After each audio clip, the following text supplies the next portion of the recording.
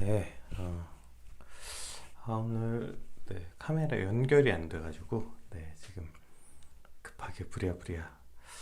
원래 이제 아이패드로 제가 이걸 스위처로 쓰는데 오늘 아이패드 카메라로 하게 돼서 조금 구도와 화질이 다르게 되는 점 양해 부탁드리겠습니다. 기도하심으로 표다 시작하겠습니다. 하나님 감사합니다. 오늘도 말씀 앞에 우리를 부르시고 또 주의 말씀으로 하루를 또 주말을 시작하게 하시니 감사합니다. 오늘 욥의 고백을 통하여서 욥의 진심이 무엇인지, 또 오늘 고통받는 이들의 마음은 무엇인지 우리가 깊게 공감할 수 있는 시간들이 되게 하여 주시옵소서. 또 결국 돌아 그 자리에 설 수밖에 없는 그 믿음의 고백들이 오늘 우리의 믿음의 고백이 되게 하여 주시옵소서. 감사합니다. 예수님 이름으로 기도드립니다. 아멘. 오늘 저희가 함께 살펴볼 말씀은 욥기 19장 21절까지 말씀입니다. 욥기 19장 21절까지 말씀 함께 살펴보겠습니다. 나의 친구야, 너희는 나를 불쌍히 여겨다오. 나를 불쌍히 여겨다오. 하나님의 손이 나를 치셨구나. 너희가 어찌하여 하나님처럼 나를 박해하느냐. 내 살로도 부족하냐. 나의 말이 곧 기록되었으면, 책에 쓰여졌으면, 철필과 나부로 영원히 돌에 새겨졌으면 좋겠노라. 내가 알기에는 나의 대속자가 살아계시니 마침내 그가 땅 위에 서실 것이라. 내 가죽이 벗김을 당한 뒤에도 내가 육체 밖에서 하나님을 보리라. 내가 그를 보리니 내 눈으로 그를 보기를 낯선 사람처럼 하지 않을 것이라. 내 마음이 초조하구나. 너희가 만일 이르기를 우리가 그를 어떻게 칠까 하며 또 이르기를 이의 뿌리가 그에게 있다 할지인데 너희는 칼을 두려워할지니라. 분노는 칼의 형벌을 부르나니 너희가 심판장이 있는 줄을 알게 되리라. 아멘. 오늘 본문은 이제 본문의 시작은 다시 친구들을 향해 동정을 호소하면서 그 친구들의 무자비함에 대해서 다시 한탄하는, 탄식하는 그러한 내용입니다. 그러한 어떤 탄식이 오늘 욥의 호소가 훨씬 더 간절하게 느껴지는 것을 우리가 함께 보게 됩니다. 21절, 22절 한번 같이 살펴볼까요? 21절, 22절. 나의 친구야, 너희는 나를 불쌍히 여겨다오. 나를 불쌍히 여겨다오. 하나님의 손이 나를 치셨구나. 너희가 어찌하여 하나님처럼 나를 박해하느냐. 내 살로도 부족하냐. 이렇게 표현되어 있는데요. 21절에 이 혼눈이, 그러니까 혼눈이가 나를 불쌍히 여겨달라라는 단어인데요. 이것이 시작과 동시에 두 번 반복합니다. 혼눈이. 그러니까 나를 불쌍히 여겨달라는 욥의 간절한 애원을 느낄 수 있게 되는 거죠. 나의 고통의 근원은 나의 죄가 아니라 하나님의 손이 나를 치셨기 때문이다. 그러니까 이유도 없고 까닭도 없이 나를 이렇게 치시고 고통을 주시는데 너희도 하나님처럼 내게 그렇게 대해야겠냐. 그 정도 물어뜯었으면 이제 충분하지 않냐. 이렇게 지금 묻고 있는 것이죠. 이와 같은 뉘앙스로 세번역에선 이걸 이제 이렇게 번역되어 있어요. 우리 세번역으로 한번 21절, 22절 한번 같이 살펴보겠습니다. 너희는 내 친구들이니 나를 너무 구박하지 말고 불쌍히 여겨다오. 하나님의 손으로 나를 치셨는데 어찌하여 너희마저 마치 하나님이라도 된 듯이 나를 핍박하느냐. 내 몸이 이 꼴인데도 아직도 성에 차지 않느냐. 어떤 욥의 이 간절한 애원, 이 간절함이 느껴지는 것 같아요. 내 친구들아, 너희는 내 친구가 아니냐. 그러니 이제 그만 나를 물어뜯고 나를 좀 불쌍히 여겨다오. 욥이 친구들에게 이렇게 간절히 호소하고 있는 거죠. 근데 오늘 욥의 이러한 호소나 모습은 그 전에 욥이 했던 말들과 욥이 했던 태도와는 조금 배치되는 그러한 뉘앙스가 느껴져요. 그러니까 그동안 욥은 친구들의 태도를 강력하게 비난했고, 그리고 심지어 너희는 이제 나에게 아무것도 아니다 라고 선언했고, 얼마 전에는 어디 다시 와봐라, 다시 와서 어디 마음껏 다시 말해봐, 다시 한번 해봐, 이렇게 당당하게 말했던 욥인데 오늘은 시작부터 나를 불쌍히 여겨다오, 나를 불쌍히 여겨다오 이렇게 간절히 친구들에게 호소하고 있는 모습은 그동안 그 전에 요비했던 모습과 조금 배치되는 것처럼 느껴지기도 해요. 그리고 오늘 맨 마지막 본문 이 28절 29절하고도 지금 이 앞의 모습과는 조금 배치가 돼요. 한번 읽어볼게요.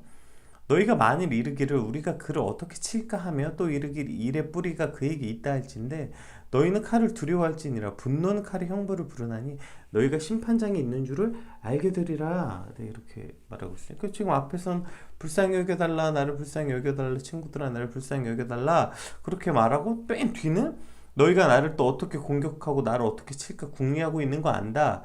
그러나 그러한 너희에게 이제 하나님의 심판이 있을 것이다. 그러니 두려워해라. 이렇게 말하고 있어요. 태도가 너무 다르잖아요. 너희는 내 친구잖아. 그래도 너희가 내 친구잖아. 나를 좀 이해해줘. 나를 좀 불쌍히 여겨줘. 그만 나를 좀 물어뜯어.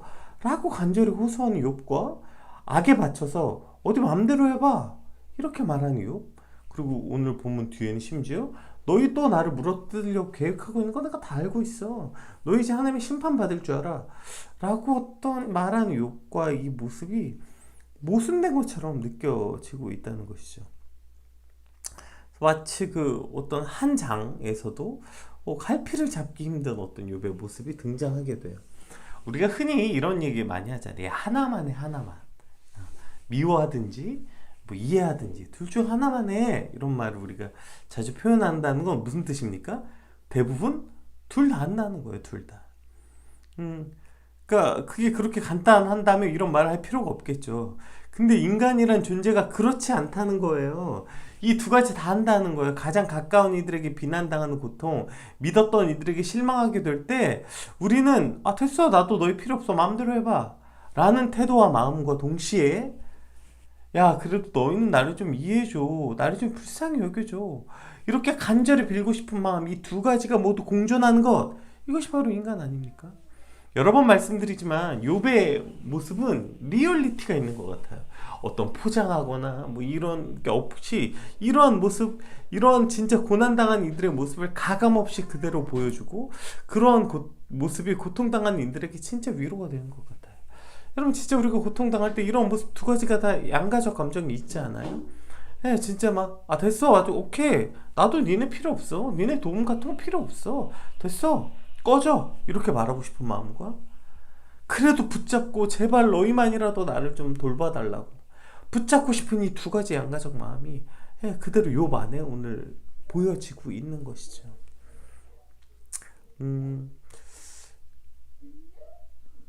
당연히 입술과 태도는 우리가 누군가 발을 밟으면 하는 말이 나오잖아요. 그리고 짜증나는 얼굴이 나오잖아요. 그건 이제 반사적인 거죠. 반사적으로 이런 두 가지 마음 중에 일단 먼저 드러나는 마음은 어떤 그런 반사적 고통에 대한 반사적 반응인 거죠. 친구들의 공격에 아프니까 그 반론이 그대로 나오는 거야. 됐어 필요 없어. 어떤 이런 거죠. 그러나 그 마음 안에 있는 진심이 뭐예요? 바로 오늘 21절에 등장하는 거죠. 내 친구들아 나를 불쌍히 여겨다오 나를 불쌍히 여겨다오. 이것이 사실 욥의 진심에 가까운 것이죠. 그렇게 차가운 얼굴로 마치 나를 전혀 모르는 이들이 쉽게 나를 비판하고 판단하는 것처럼 너희도 나를 그렇게 하지 말아달라. 혹은 그보다 더한 얼굴로 제발 내게 말하지 말아달라. 너희는 내 친구가 아니냐. 그러니까 그렇게 차가운 말투로 그렇게 차가운 얼굴로 내게 말하지 말아라. 너희는 내 친구가 아니냐. 혹은 너희는 내 가족이 아니냐. 그러니 제발 그런 얼굴로 말하지 말아다오. 욥의 간절한 애원인 것이죠. 오늘 우리를 향해서도 누군가 이렇게 말하고 있는 것은 아닐까요? 말은 굉장히 담대한 것처럼 오케이 필요 없어. 괜찮아. 괜찮아. 네 위로 필요 없어. 네 도움 필요 없어. 괜찮아. 이렇게 말하고 있지만 그 마음 깊은 곳에선 오늘 욥의 그 고백 나를 좀 돌아봐줘. 나를 좀 사랑해봐줘. 나를 좀 불쌍히 여겨줘. 라는 그 간절한 음성을 우리가 들을 수 있어야 하는 것입니다. 그 마음의 중심에 있는 그 소리를 듣게 될 때 진짜 절망 가운데 있는 이들에게 다시 살게 하는 동력이 되기도 하고 그들을 다시 일으켜 세울 수 있는 계기가 되기도 하는 것이죠. 필요 없. 우리가 선의를 베풀었는데 필요 없어? 오케이 알겠어. 그러면 빠이빠이. 나도 손 뗄게. 이렇게 하는 것이 아니라 진짜 그 마음 가운데 있는 간절한 호소와 그 간절한 마음을 들을 수 있게 되는 그런 주말이 되길 소망합니다. 특별히 이제 우리가 이제 주말이 되면 교회 공동체 안에서 또 많은 사람들을 만날 텐데, 어제 말씀드린 것처럼 여러분, 아프지 않은 사람이 어디 있습니까? 고통받지 않는 이들이 어디 있어요? 분명히 우리는 이 주말 가운데 수많은 고통받는 이들을 만나게 될 거예요. 그리고 그 고통받는 이들 마음 가운데 이 두 가지 감정이 존재한다는 것입니다. 됐어 돈 필요 없어. 됐어 나 이제 사람한테 기대 안 해 라고 말하면서 그 마음엔 기대를 한가득 하고 있는 거죠. 너라도 나를 좀 불쌍히 여겨다오. 됐어 나 안 아파 괜찮아. 나 너무 아프니까 나를 좀 돌봐다오. 나를 좀 불쌍히 여겨다오. 너희는 내 친구가 아니냐. 너희는 내 형제가 아니냐. 오늘 그 마음 가운데 있는 욥의 이 진실한 고백을 들을 수 있는 귀, 그 마음의 진심을 들을 수 있는 저 여러분이 되었으면 좋겠습니다. 그리고 하나님, 그런 마음을, 진심을 들을 수 있는 그런 마음을 주십시오. 간절히 소망하는 이 아침이 되었으면 좋겠습니다. 우리 23절, 24절 말씀도 한번 같이 읽어볼게요.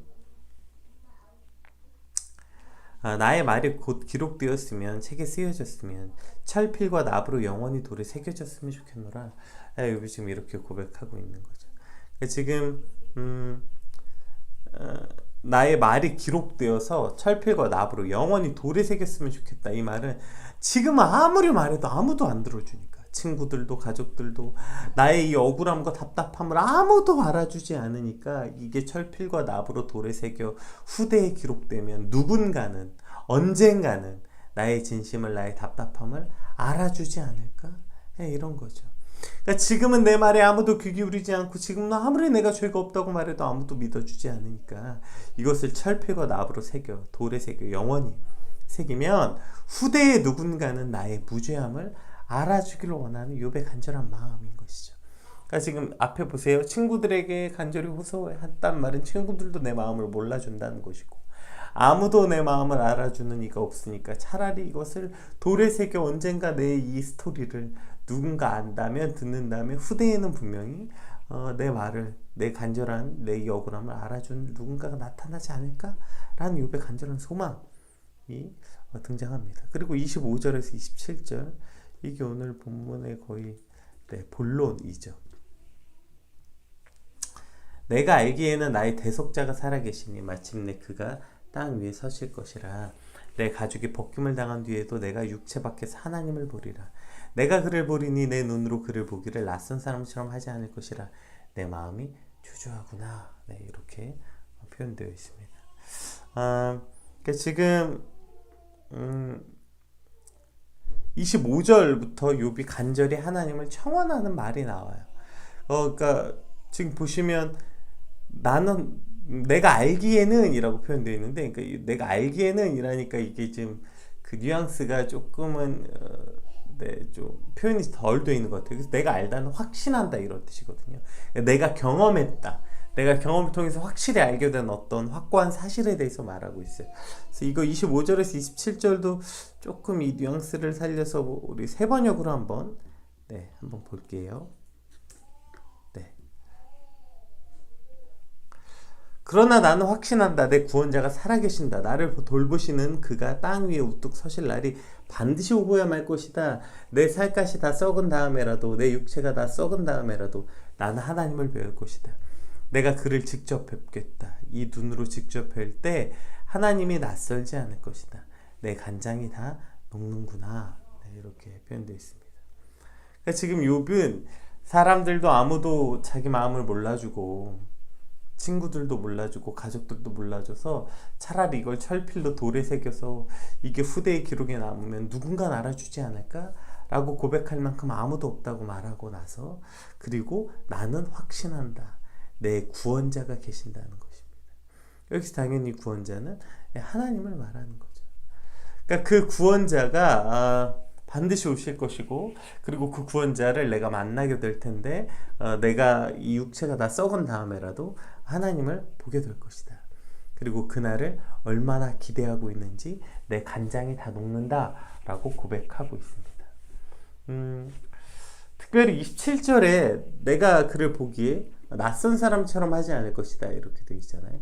그러니까 내가 내 눈으로 그를 보기를 낯선 사람처럼 하지 않을 것이다 이렇게 표현되어 있어요. 그래서 낯선 사람처럼 하게 되지 않을 거예요. 이거 어디서 많이 본 거죠? 우리가 어저께였나요? 그저께였나요? 욥의 고백이 같은 장에 있는 욥의 고백이었잖아요. 19장에. 그러니까 내가 고통당할 때, 어저께였네요. 내가 고통당할 때 나를 알던 사람들이 마치 나를 외인 취급하였다. 나를 모르는 사람처럼 대하더라. 네. 친구들도 가족들도 심지어 종들마저 나를 그렇게 배척하고 외인 취급했지만, 내가 하나님을 배울 때, 내가 하나님을 배울 때는 나를 낯선 사람처럼 취급하지 않을 것이다.